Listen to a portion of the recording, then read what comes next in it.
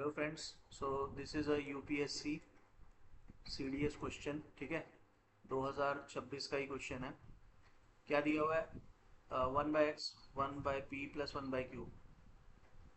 अगर ऐसा है तो इस एल्जेब्रिक एक्सप्रेशन की वैल्यू बतानी है। सो एल्जेब्रा का क्वेश्चन अगेन ये। ठीक है, सो अगर आपने इससे प्रीवियस वीडियो देखी है तो उसमें मैंने बताया आपको कि अगर ऐसा कुछ दिया हो, हमें एल्जेब्रिक एक्सप्रेशन दिया हो और हमें दूसरे एल्जेब्रिक एक्सप्रेशन की वैल्यू निकालनी हो, तो हम कुछ वैल्यू मान लेते हैं। ठीक है, कुछ वैल्यू मान लेते हैं और फिर वो वैल्यूज हम क्वेश्चन में पुट कर देते हैं। जो भी वैल्यू हमारी लास्ट में आती है वही हमारा आंसर हो जाता है। ठीक है, सो सपोज अब हमारे हमें क्या दिया हुआ, 1/x is equal to 1/p plus 1/q। So friends, p को अगर मैं क्या लूँ, सपोज p को मैं ले लेता हूँ 1 या -1 और q को ले लेता हूँ हाफ। p -1 q half. तो देखो x क्या आएगा, x आ जाएगा यहाँ से 2 - 1 1 आ जाएगा। ठीक है, अब ये मेरे को करके दिखाने की जरूरत नहीं है कि क्यों ये x 1 आएगा। आप यहाँ पुट करके देख लो, x की वैल्यू 1 ही आएगी। तो हमारे पास p अगर मैंने -1 रखा, q अगर हाफ रखा, तो हमारे पास x की वैल्यू 1 आ गई। ठीक है, तो यानी हमारी ये पहली इक्वेशन इन वैल्यूज से सेटिस्फाई हो गई।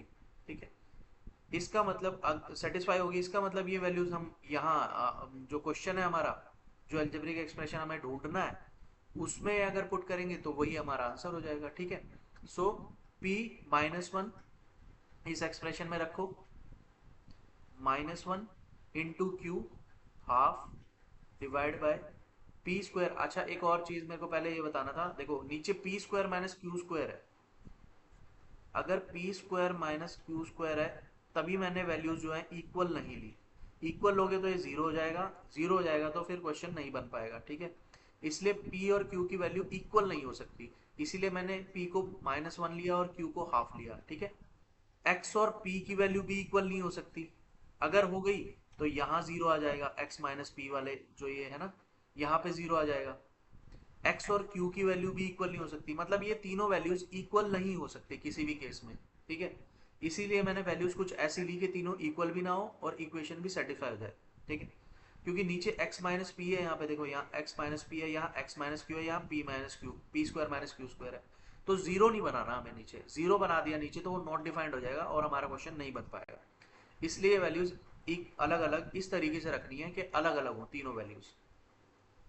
Now P square minus Q square, नीचे है P square minus Q square, 1 -1 का स्क्वायर 1 माइनस क्यू स्क्वायर 1/2 का स्क्वायर इज 1/4। एक तो ये आ गया x प्लस पी।